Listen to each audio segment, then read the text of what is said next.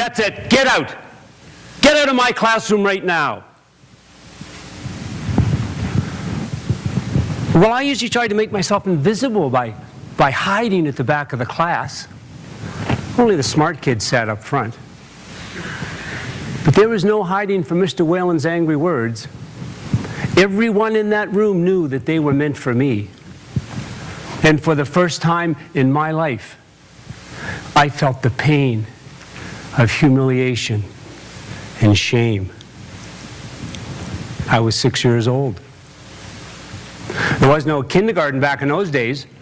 By the time I had entered the first grade, well, I had developed into one very strange little boy. I had taken on a whole series of very peculiar and apparently very annoying behaviors, not the least of which were my vocalizations. I made very strange noises when I spoke.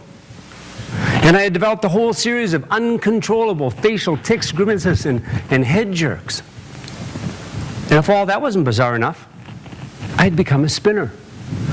I have no idea why, but I was compelled to take 3 steps in any one direction, spin in a circle, take another 3 steps, spin in another circle, and on it went. It took me forever to get anywhere. Well, as you can imagine, that kind of behavior had my young parents worried and frightened. Our first stop was the family physician. And after a long series of tests and evaluations, he said to my parents, "I have no idea what's wrong with him. This is one very strange little boy you have here. As a matter of fact, I've never seen anything quite like it." Well, that was the start of a long journey. Over the next 2.5 years, I was poked, prodded, and percussed by no less than 7 different specialists. One of them said that what I needed was a rest. So before I knew it, there I was, a hyperactive 7-year-old, confined to an adult institution. I wasn't physically strapped down to the bed, but I was so doped up and tranquilized I wasn't capable of spinning to the bathroom and back. Well, the last stop in that journey was the child psychiatrist. And I will never forget how excited my parents were on the day of that final visit. I'm sure they thought they were going to be told that there was some simple treatment, pill, or medication that I could be given and I would be normal. And their ordeal would finally be over. Well, I remember the day vividly. We arrived early for the appointment, but as usual, we had to wait about an hour. But eventually the psychiatrist came out of his office and he walked down a long corridor and he met the 3 of us at reception area. And then without saying a word, he led us back towards his office. But when we got to the door, he stopped. He pointed to a small wooden chair and said, "David, I want you to wait here." And then he led my parents into his office and he closed the door. But not all the way. It remained open just enough for me to hear every word. Well, as you know, I've had 6 months now to evaluate David. And the first thing I'm going to recommend is that you immediately take him out of school. We'll find a special training program for him where he'll have a chance to learn some life skills. And the reason I'm telling you this is that he will never progress past the 6th grade.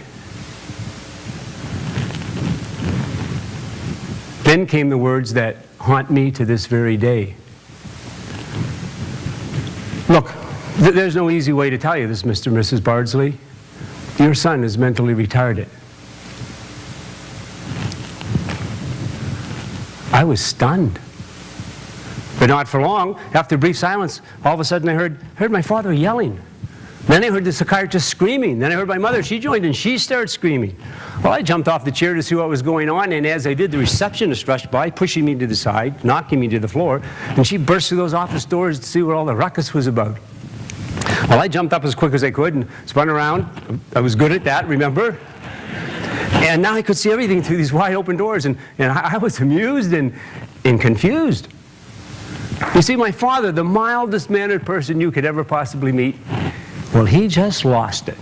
I don't know what he was thinking. He must have thought he was in a reality TV show or something, because he reached over and he grabbed that psychiatrist by the tie, dragged him across the desk, and was trying to punch him. My father's screaming in his face. The psychiatrist is pleading. My mother's hanging from my father's arm trying to restrain him. The receptionist had jumped on my father's back like a monkey, her legs around his waist, choke hold on his neck, and the four of them just screamed at the top of their lungs. It was just absolute pandemonium. And there in the doorway stood the retarded 9-year-old staring in absolute disbelief. Well, it took a few minutes for my father to calm down, but he eventually did. And I will never forget the look in his face when he turned and saw me in that doorway. He rushed over, he reached down, he took me by the hand, and he said, "David, you're not retarded." He is! Well, my parents didn't know what to do after that. There was no network of social agencies to turn to for help the way we have today. So they decided to take matters into their own hands. And on that day, they made a decision that was to have a profound effect on the rest of my life. From that day on, they promised there would be no more doctors, therapists, special schools, clinics, or medications of any kind.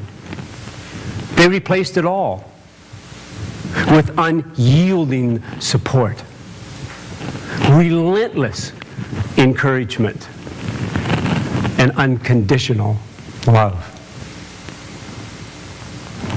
Well, school didn't get any easier. As a matter of fact, things got worse. Blinky, hey, Twitcher, retard. There were lots of nicknames. Kids can be really cruel.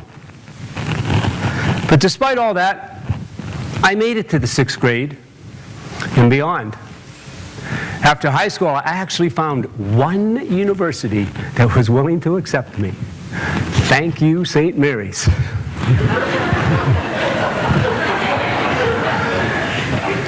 And 12 years later, I graduated with a Bachelor of Science degree and a Master of Science and a Doctor of Dental Surgery and a fellowship in oral and maxillofacial surgery.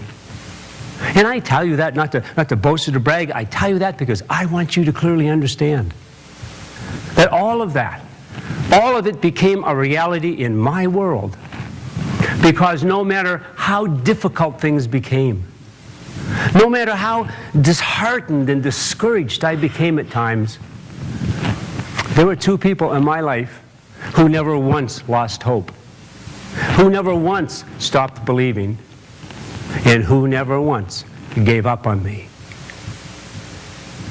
Now, some people say that one person can change the world. Well, you know, I'm not sure if I believe that. But what I do believe, and what I know with 100% certainty, is that one parent, one teacher, one friend can change the life of another forever. Where would I be today if my parents had lost hope and given up? Where would I be if they had listened to the experts? They knew something was wrong. Boy, that was pretty obvious. But they didn't dwell on my deficiencies. They focused on my strengths because they knew something that the experts didn't. They knew that if you give someone enough support, if you give them enough encouragement, and you give them enough love, there is almost no obstacle or limitation in their life that you can't help them get through. I struggled for 20 years before the mystery was solved and a correct diagnosis was made. I'm not mentally deficient. I never was. I have Tourette's syndrome. I can see some of you looking a little nervous. You're thinking, oh, here it comes. It's going to burst into a big volley of profanity any second. Well, don't worry. I'm not going to be doing any of that today. I hope. Tourette's syndrome is an inherited neurological disorder, and we really know very little about it. But it was suggested to me at the time of the diagnosis that perhaps one of the neuroleptic medications would be a good choice in helping to control some of my symptoms. So I did a little research on the neuroleptic medications. And this is what the drug manufacturer says on their website. The three most common side effects of all neuroleptics are weight gain, sedation, and cognitive dulling. Cognitive dulling? Well, I knew what that meant, but just for fun, I looked it up in the dictionary. Couldn't find it. Got 3 more dictionaries, still couldn't find it. I could find the word cognitive, and I could find the word dulling, but I could not find that phrase cognitive dulling anywhere until I looked up the word stupidity. And all 4 of those dictionaries defined cognitive dulling, defined stupidity as cognitive dulling. Well, I got on the phone real quick to the drug company. I said, this is Dr. Bardsley. I have some questions here. I'm thinking about taking your neuroleptic medication, but I have some reservations. I have 2 questions I'd like to ask you. Are these side effects dose dependent? In other words, if I take twice as much of the medication, will I become twice as stupid? And what will happen to my stupidity after I stop taking the medication? Will it go away? Will half of it go away? Or none of it? Dr. Bardsley, we'll have to get back to you on that. That was the last I ever heard from them. Look, I don't have the answers. I'm not a neuroscientist. I'm not an expert on behavior or learning disabilities. What I am is the end product of a little boy who grew up in the trenches of dysfunctionality. I know firsthand the lifelong struggle of always being different. And I know what worked for me. It was 4 things. Unyielding support, relentless encouragement, unconditional love, and vigorous physical activity. That's right. Vigorous physical exercise was the glue that held together my life as a child. And I can assure you it is the glue that holds together my life as I stand here before you today as an adult with Tourette syndrome and ADHD. My parents didn't know anything about neurotransmitters or neurogenesis, but they knew and they recognized that the more vigorous physical activity I engaged in, the better my Tourette's symptoms and my ADHD became. But we know the science today. There is only one known modality that not only increases, but more importantly, balances. Not 1, not 2, not 3, but all 60 of the known neurotransmitters. And no, it's not Prozac or Zoloft or Adderall or Ritalin. It's vigorous physical activity. And on top of balancing the neurotransmitters, it actually promotes the growth of new brain cells, and it does it at any stage of life, whether you're 6, 66, or 106. If vigorous physical activity came in pill form, it would be heralded as a mental health drug of all time. Forget what it does for you physically. That's just a byproduct. That's a bonus. It's what it does for your mind that's truly remarkable. And I wish we had more time to discuss that today. Now in 10 or 20 years, believe it or not, most of you are going to be married, and you'll have children of your own. And some of them will be like me, a less than perfect child. So when you find yourself in that position, I want you to remember these words. No matter how much any child is studied, tested, and evaluated, no one, absolutely no one, will understand that child better than the parents.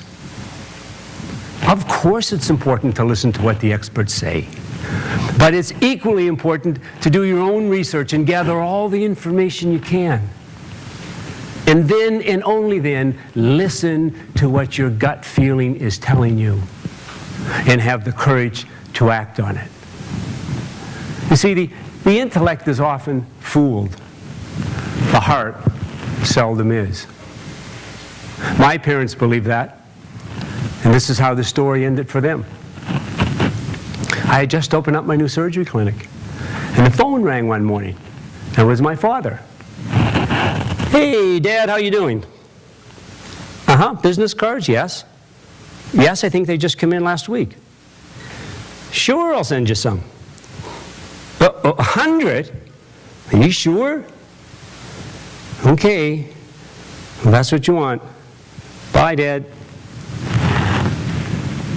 And as I hung up that phone, I couldn't help but think how proud my parents must be of the way things turned out, that my father wants 100 of my business cards to hand out to his friends and acquaintances. And this wonderful warm feeling welled up inside me.